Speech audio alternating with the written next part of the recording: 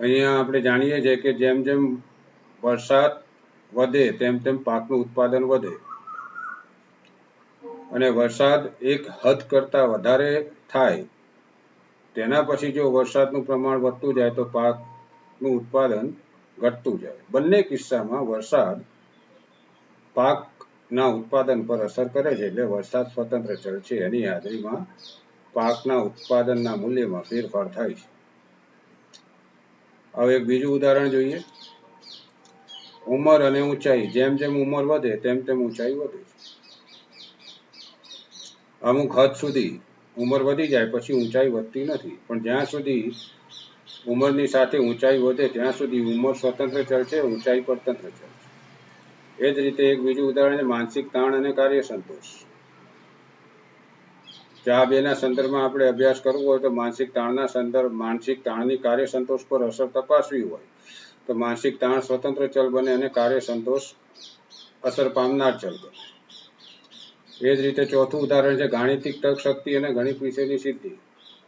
ગાણિતિક તર્ક શક્તિ વધારે તો ગણિત વિષયની સિદ્ધિ વધારે આવે, સ્વાભાવિક વસ્તુ છે. એટલે ગાણિતિક તર્ક શક્તિની અસર ગણિત વિષયની સિદ્ધિ પર પડી શકે છે.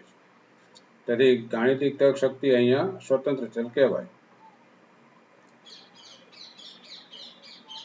સ્વતંત્ર ચલના આ ઉદાહરણ પછી આપણે સંશોધન સમસ્યાના સંદર્ભમાં એક ઉદાહરણ જોઈ લઈએ. અહીંયા એક સંશોધન શીર્ષક આપવામાં આવેલું છે અમદાવાદની માધ્યમિક શાળાના વિદ્યાર્થીઓના સામાજિક અનુકૂલન પર માર્ગદર્શન કાર્યક્રમની અસર. અહીંયા બે ચલોની વાત છે. આપણે સામાજિક અનુકૂલન પર માર્ગદર્શન કાર્યક્રમની અસર તપાસવા માંગીએ છીએ. એટલે માર્ગદર્શન કાર્યક્રમની અસર તપાસવાની છે, એટલે માર્ગદર્શન કાર્યક્રમ એ સ્વતંત્ર ચલ બનશે અને અસર પામનાર ચલ સામાજિક અનુકૂલન બનશે.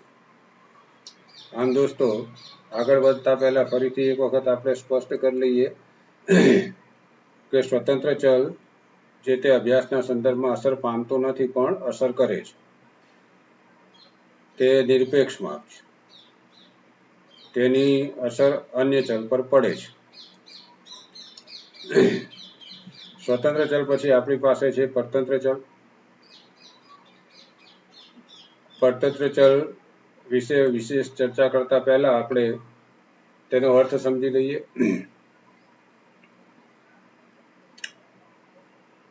જે ચલ અન્ય ચલથી અસર પામે તેને પરતંત્ર ચલ કહેવાય. જે ચલના મૂલ્યમાં અન્ય ચલના મૂલ્યમાં ફેરફાર કરવાથી ફેરફાર થાય તેને પરતંત્ર ચલ કહેવાય. સ્વતંત્ર ચલનું પરિચાલન કરવાના કારણે જે ચલના મૂલ્યમાં ફેરફાર થાય તેને પરતંત્ર ચલ કહેવાય. આમ પરતંત્ર ચલનું મૂલ્ય સાપેક્ષ હોય છે, એટલે કે તેની ઉપર અસર કરનારા ચલના મૂલ્ય પર આધારિત હોય છે. તેથી પરતંત્ર ચલને સાપેક્ષ ચલ પણ કહે છે.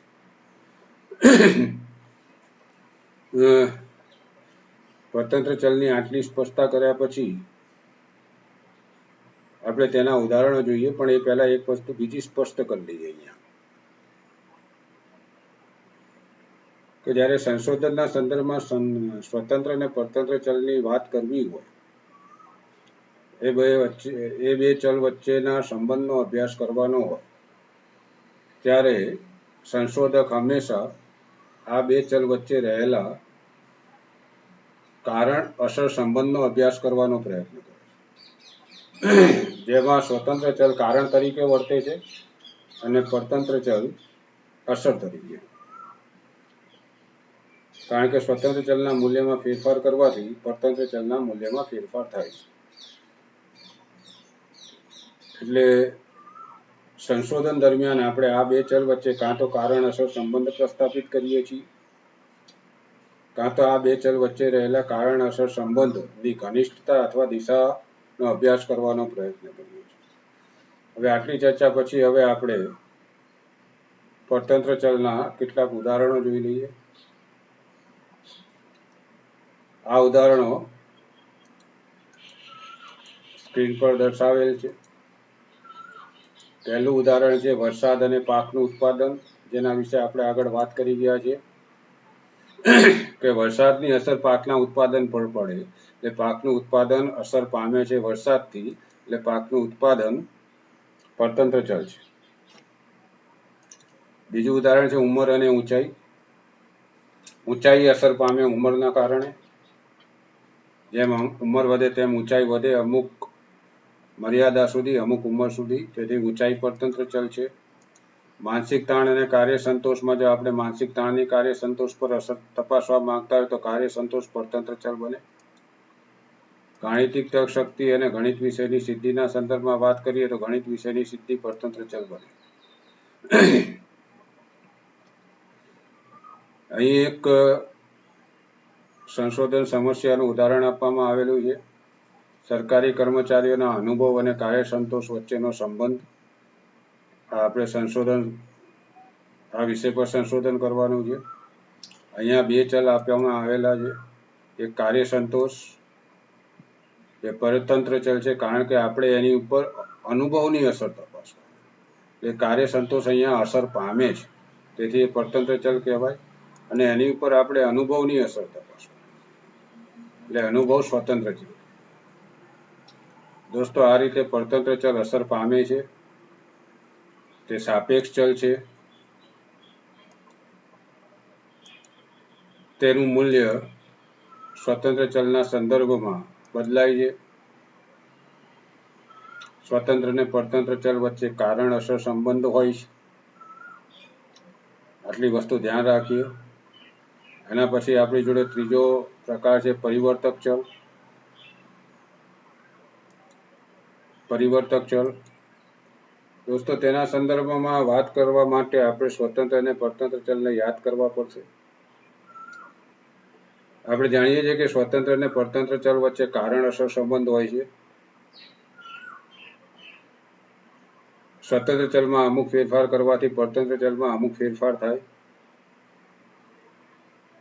પણ આ બે વચ્ચેનો જે આ સંબંધ છે કારણ અસર સંબંધ, એની ઉપર ઘણા અન્ય પરિબળોની અસર પડી શકે છે.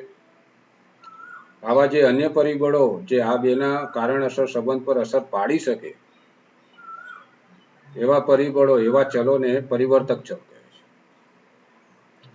એટલે વ્યાખ્યા આપી હોય તો કહી શકાય કે સ્વતંત્ર અને પરતંત્ર ચલના કારણ અસર સંબંધ પર અસર પાડી શકતા કોઈ પણ ચલને પરિવર્તક ચલ કહે છે. આપણે ઉદાહરણ દ્વારા એને સમજવાનો પ્રયત્ન કરીશું. અહીંયા સ્ક્રીન ઉપર એક ઉદાહરણ આપવામાં આવેલું છે. વરસાદ અને ખેત પેદાશ. આપણે આગળ બે વખત વાત કરી ગયા, વરસાદ વધે તો ખેત પેદાશ વધે, અને આ બેના સંદર્ભમાં જો આપણે વાત કરીએ તો વરસાદ સ્વતંત્ર ચલ છે અને ખેત પેદાશ પરતંત્ર ચલ છે. પણ દોસ્તો પ્રમાણસર વરસાદ પડે, ખેત પેદાશ પ્રમાણસર પેદા થાય. પણ પ્રમાણસર વરસાદની સાથે સારું ખાતર વાપરવામાં આવે તો અપેક્ષિત ખેત પેદાશ કરતા વધારે ખેત પેદાશ પેદા થાય એવું કહી શકાય. આ રીતે વરસાદ અને ખેત પેદાશના કારણ અસર સંબંધ પર ખાતર અસર પાડે છે. તે જ રીતે જમીન જે તે ખેત પેદાશને અનુકૂળ હોય અને વરસાદ સારો પડે તો ખેત પેદાશ પ્રમાણસર થાય. તો જમીન સહેજ અનુકૂળ ન હોય, પ્રતિકૂળ હોય, થોડી પ્રતિકૂળ હોય કે વધારે પ્રતિકૂળ હોય, તો વરસાદ પડે તેમ છતાં પણ ખેત પેદાશ અપેક્ષિત કક્ષાએ ન થાય. આ રીતે ખરાબ જમીન વરસાદ અને ખેત પેદાશના વચ્ચેના કારણ અસર સંબંધ પર અસર કરે છે. તે જ રીતે તાપમાન. વરસાદ સારો હોય, જમીન સારી હોય, ખાતર સારું હોય, પણ તાપમાન ખેત પેદાશને અનુકૂળ ન આવતું હોય તો અપેક્ષિત ખેત પેદાશ લઈ ન શકાય. જો આ ત્રણેય બાબતો સારી હોય, વરસાદ સારો હોય તો ખેત પેદાશ ખૂબ જ સારા પ્રમાણમાં, અપેક્ષા કરતા વધારે પ્રમાણમાં લઈ શકાય.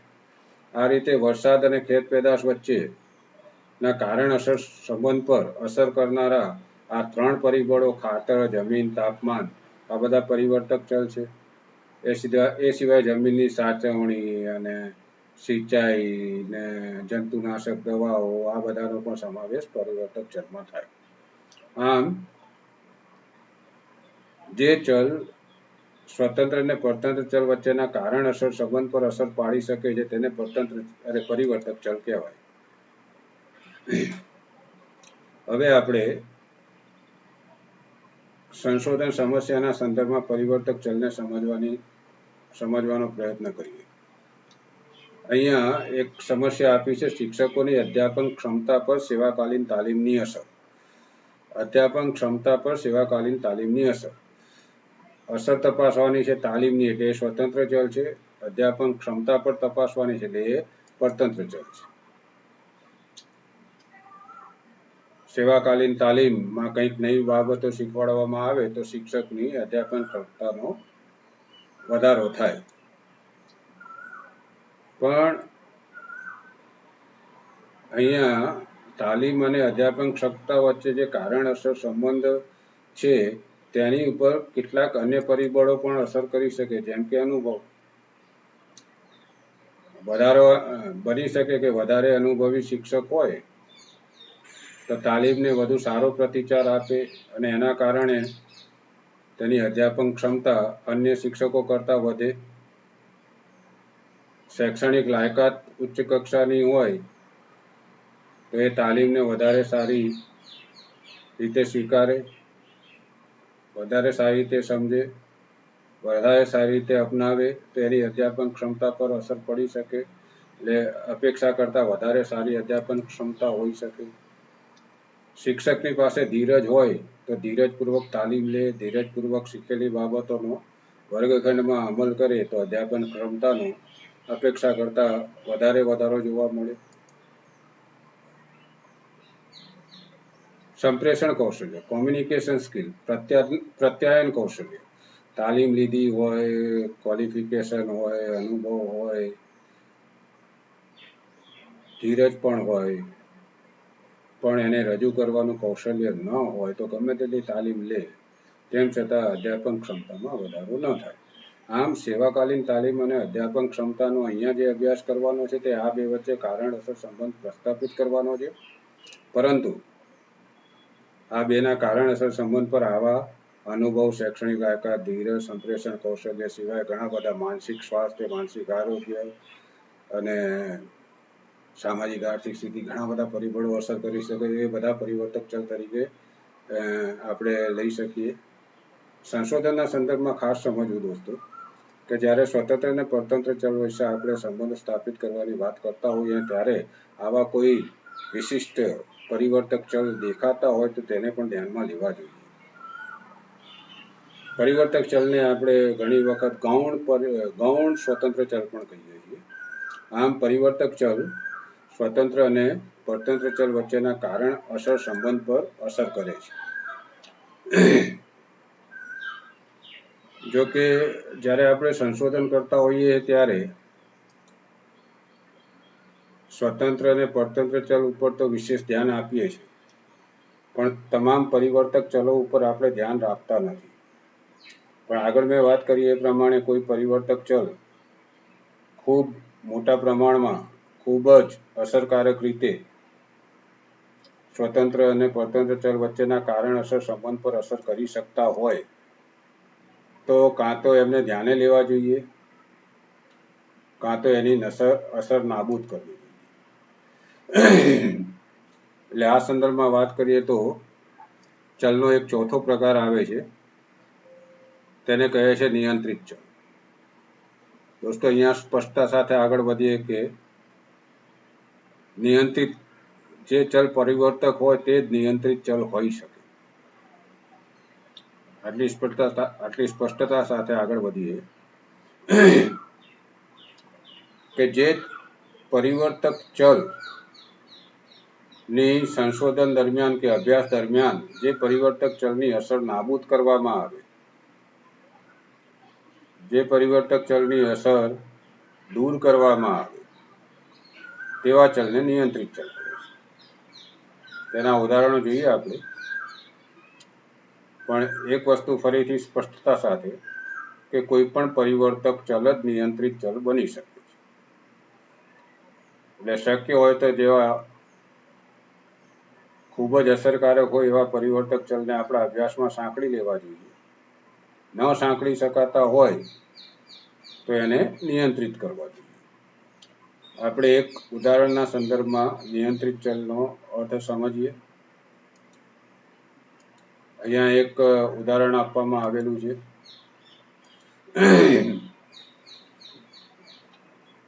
સંશોધન સમસ્યાના સંદર્ભમાં ઉદાહરણ છે. ઉચ્ચ કાર્ય સંતોષ અને અનુસ્નાતકની પદવી ધરાવતા શિક્ષકોની અધ્યાપન ક્ષમતા સજ્જતા પર સેવાકાલીન તાલીમની અસર. અહીંયા જો શિક્ષકો કેવા લીધા છે? ઉચ્ચ કાર્ય સંતોષ ધરાવતા. એટલે કાર્ય સંતોષની અસર અધ્યાપન સજ્જતા પર પડે છે. એટલે આ સંશોધનમાં કાર્ય સંતોષની અસરને નાબૂદ કરવા માટે ફક્ત એવા શિક્ષકોની પસંદ કરવામાં આવી છે જે ઉચ્ચ કાર્ય સંતોષ ધરાવતા હોય. એટલે આ રીતે કાર્ય સંતોષની અસર અધ્યાપન સજ્જતા અને શિક્ષકોની તાલીમ વચ્ચેના કારણ અસર સંબંધ પર નથી પડવા દેતા. ફિક્સ લઈ લીધા છે ઉચ્ચ કાર્ય સંતોષ ધરાવતા. એટલે અહીંયા કાર્ય સંતોષ એ નિયંત્રિત ચલ થાય. નહીં તો કાર્ય સંતોષ ઉચ્ચ, નિમ્ન, મધ્યમ આ ત્રણેય પ્રકારના શિક્ષકો લઈએ તો ત્રણેય પ્રકારના શિક્ષકોની અલગ અલગ અસર અધ્યાપન સજ્જતા અને તાલીમની કારણ અસર સંબંધ પર પડે. પણ અહીંયા તમામ પ્રકારના શિક્ષકો લેવાના બદલે ફક્ત ઉચ્ચ કાર્ય સંતોષ ધરાવતા શિક્ષકો લીધા છે. એટલે અહીંયા કાર્ય સંતોષને નિયંત્રિત કરવામાં આવ્યું છે. કાર્ય સંતોષ અધ્યાપન સજ્જતા અને તાલીમ વચ્ચેના કારણ અસર સંબંધ પર અસર કરી શકે છે. એટલે આમ તો કાર્ય સંતોષ પરિવર્તક છે. અહીંયા એને નિયંત્રિત કરવામાં આવે છે. બીજું લીધું છે અનુસ્નાતકની પદવી ધરાવતા શિક્ષક. આપણે આગળ જોઈ ગયા કે શૈક્ષણિક લાયકાત પરિવર્તક ચલ હોઈ શકે અધ્યાપન સજ્જતા અને તાલીમના સંદર્ભમાં. સ્નાતક હોય, અનુસ્નાતક હોય. તો અહીંયા શૈક્ષણિક લાયકાત પરિવર્તક ચલ હોઈ શકે, પણ સંશોધકે અહીંયા ફક્ત અનુસ્નાતક જ લીધા છે. એટલે સ્નાતકની અસર જોવા જ ન પડે. આ રીતે અહીંયા બે ચલ પર અસર તપાસવાનો પ્રયત્ન, બે ચલને નિયંત્રિત કરવામાં આવ્યા છે, કાર્ય સંતોષ અને શૈક્ષણિક લાયકાત. હવે આખાના સંદર્ભમાં આપણે સમજી લઈએ. પરતંત્ર ચલ અધ્યાપન સજ્જતા છે, સ્વતંત્ર ચલ સેવાકાલીન તાલીમ છે. સેવાકાલીન તાલીમ અને અધ્યાપન સજ્જતા વચ્ચે કારણ અસર સંબંધ તપાસવાનો છે. નિયંત્રિત ચલ અહીંયા કાર્ય સંતોષ છે, કારણ કે ઉચ્ચ કાર્ય સંતોષ વાળા શિક્ષકો પસંદ કર્યા છે. અને બીજો નિયંત્રિત ચલ અહીંયા આગળ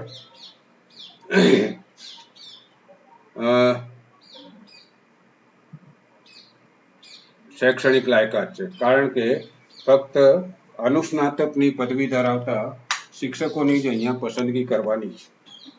આટલું ફિક્સ કરી રાખેલું છે. દોસ્તો, આ રીતે પરિવર્તક ચલને જ આપણે નિયંત્રિત કરી શકીએ છીએ. આના પછી દોસ્તો બીજો ચલ છે આંતરવર્તી ચલ. આંતરવર્તી ચલ વિશે આપણે ચર્ચા શરૂ કરીએ તે પહેલા તેનો અર્થ સમજવાનો પ્રયત્ન કરીએ. આંતરવર્તી ચલ પણ પરિવર્તક જ હોય છે. એક ઉદાહરણ હમણાં આપણે સ્ક્રીન પર જોયું, એના વિશે ફરી વાત કરીએ છીએ, પણ આંતરવર્તી ચલનો પહેલા આપણે અર્થ સમજી લઈએ. આંતરવર્તી ચલ પણ પરિવર્તક જ હોય છે. જો પરિવર્તક ચલને અભ્યાસમાં તમે સાંકળી લો તો એ પરિવર્તક છે. તેની અસર તમે નાબૂદ કરી દો તો એ નિયંત્રિત ચલ છે. તેની અસર તમે નાબૂદ ન કરી શકો અથવા તેને તમે અવગણો તો એ આંતરવર્તી ચલ છે. સમજી લેજો. આમ આંતરવર્તી ચલ એ એવા ચલ છે કે જે સ્વતંત્ર અને આંતરવર્તી ચલ એવા પરિવર્તક ચલ છે જે સ્વતંત્ર અને પરતંત્ર ચલ વચ્ચેના કારણ અસર સંબંધ પર અસર કરી શકે છે, પણ કાં તો આપણે એને અભ્યાસમાં સાંકળતા નથી, કાં આપણે એને નિયંત્રિત કરી શકતા નથી, કાં આપણે એને નિયંત્રિત કરવા માંગતા નથી, કાં આપણે એને અવગણીએ છીએ, પણ તેમની અસર સ્વતંત્ર અને પરતંત્ર ચલ વચ્ચેના કારણ અસર સંબંધ પર છે. આવા પરિવર્તક ચલ કે જે આવી અસર ધરાવતા હોય પણ એને નિયંત્રિત ન કરી શકાતા હોય અથવા અવગણવામાં આવે, ધ્યાને લેવામાં ન આવે, એવા તમામ ચલોને આંતરવર્તી ચલ કહે છે. અમુક વખતે આવા આંતરવર્તી ચલ માપન કરી શકાય નહીં તેવા પણ હોય છે, તેથી પણ અવગણવા પડે છે. એટલે ફરીથી આપણે જોઈ લઈએ સ્પષ્ટ રીતે કે એવા પરિવર્તક ચલ કે જેને અવગણવામાં આવે અથવા જેમનું માપન ન કરી શકાતું હોય અથવા જેને નિયંત્રિત ન કરી શકાતા હોય અથવા જેને નિયંત્રિત ન કરવામાં આવ્યા હોય તેવા તમામ પ્રકારના પરિવર્તક ચલને આંતરવર્તી ચલ કહે છે. તેની અસર તો અભ્યાસ પર પડે જ છે, પણ કાં તો આપણે નિયંત્રિત નથી કરતા, એને અવગણીએ છીએ અથવા તો એનું માપન નથી કરી શકાતું એટલે અવગણવા પડે છે. આના સંદર્ભમાં આપણે એક ઉદાહરણ જોઈ લઈએ. ઉદાહરણ તો સ્ક્રીન પર આપેલું છે, અગાઉ જોઈ ગયા છો તમે. અહીંયા એક સંશોધન સમસ્યા આપેલી છે. સંશોધન સમસ્યામાં ઉચ્ચ કાર્ય સંતોષ અને અનુસ્નાતકની પદવી ધરાવતા શિક્ષકોની અધ્યાપન સજ્જતા પર સેવાકાલીન તાલીમની અસર એ આપણે આગળ જોઈ ગયા. અધ્યાપન સજ્જતા એ પરતંત્ર ચલ છે, સેવાકાલીન તાલીમ એ સ્વતંત્ર ચલ છે.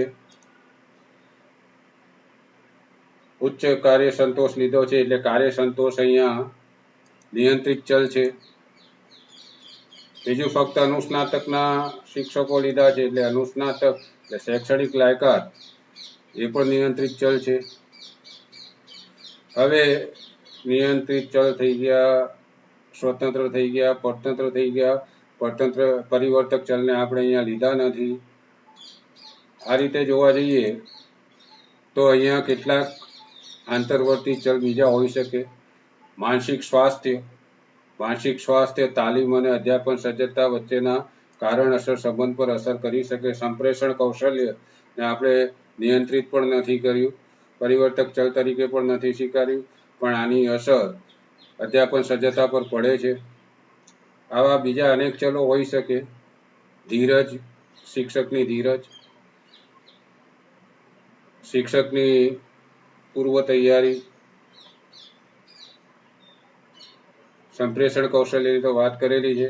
આ રીતે જે ચલોનું માપન ન કરી શકાય અથવા જે પરિવર્તક ચલોનું માપન ન કરી શકાય અથવા જેને નિયંત્રિત ન કરી શકાય અથવા જેને અવગણવામાં આવે તેને આંતરવર્તી ચલ કહે છે.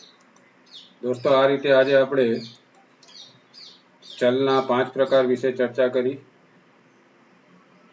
ફરીથી યાદ કરી લઈએ. આ 5 પ્રકાર છે: સ્વતંત્ર ચલ, પરતંત્ર ચલ, પરિવર્તક ચલ અને નિયંત્રિત ચલ અને આંતરવર્તી ચલ. જ્યારે પણ આપણે ચલ આધારિત સંશોધન સમસ્યા પસંદ કરી હોય, સ્વતંત્ર અને પરતંત્ર ચલની વાત કરતા હોય, ત્યારે બાકીના 3 ચલો વિશે પણ વિચાર કરવો જોઈએ, તેનો ઉલ્લેખ કરવો જોઈએ. અને દોસ્તો સમજી લેજો કે જ્યારે પણ કોઈ પણ સંશોધનમાં 2 ચલો વચ્ચે સંબંધ સ્થાપિત કરવાનો પ્રયત્ન કરવામાં આવે ત્યારે એક ચલ કારણ હોય છે, બીજું અસર હોય છે. તે સિવાયના તમામ ચલોમાંથી કોઈ પરિવર્તક હોય છે, કોઈ નિયંત્રિત હોય છે અને કોઈ આંતરવર્તી ચલ. આ રીતે 5 ચલો વિશેની ચર્ચા આપણે અહીંયા પૂરી કરીએ છીએ. આ ચર્ચાના સંદર્ભમાં આપના મનમાં કોઈ પણ પ્રકારનો પ્રશ્ન હોય તો આપ મને સ્ક્રીન પર દર્શાવેલ ઈમેલ એડ્રેસ પર આપના પ્રશ્નો મોકલી શકો છો. આપને ત્વરિત જવાબ આપવામાં આવશે. હવે પછી આપણે ફરી કોઈ નવા મુદ્દા સાથે કોઈ બીજા દિવસે ફરીથી મળીશું. ત્યાં સુધી આપ લોકોને રામ રામ, ગુડ બાય, આવજો, થેન્ક યુ.